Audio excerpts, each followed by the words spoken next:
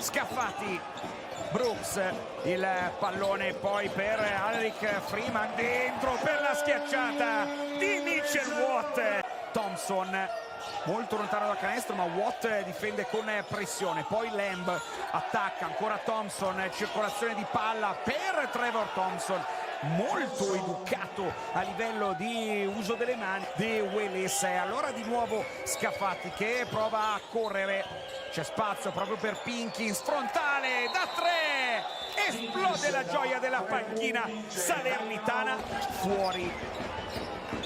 Tessitori dentro per Bramos, che grande lettura di Amedeo Tessitori. E di nuovo Freeman, ci sono 6 secondi per andare al tiro, deve inventare adesso Alaric Freeman, il talento non gli manca, eccolo qui, il canestro sulla sirena dei 24 secondi, deve tirare lo scadere dei 24, questa volta il pallone non entra, al contrario del tiro precedente di Diego Monaldi. Prova a correre Spissu da 3 punti, la risposta di Marco Spissu. Granger che roll con Watt che poi riblocca, attacca sul lato sinistro Granger, poi di apertura c'è spazio per Willis da 3 punti, Derek Willis, la rimessa dal fondo per Brooks, subito per Derek Willis da metà campo, eccola qui la tripla di Derek Willis, 10 metri, la rivediamo qua da metà campo, Derek Willis, e sarà proprio lui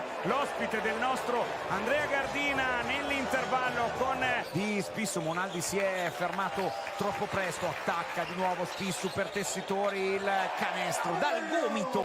E a proposito di mano morbida, 5 su 5 di Freeman da 2 punti. Harry attacca e va a schiacciare di prepotenza, rotondo 70-50 per la Reyer Venezia.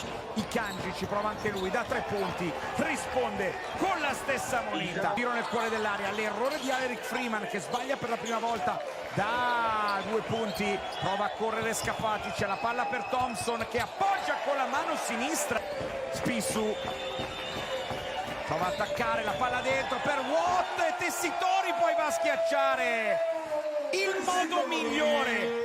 Willis che completa l'opera di una partita fantastica, intercettando anche questo ultimo pallone. 80-69, finisce qui la prima giornata di campionato al Taliercio con la vittoria dell'Umana Reyer Venezia.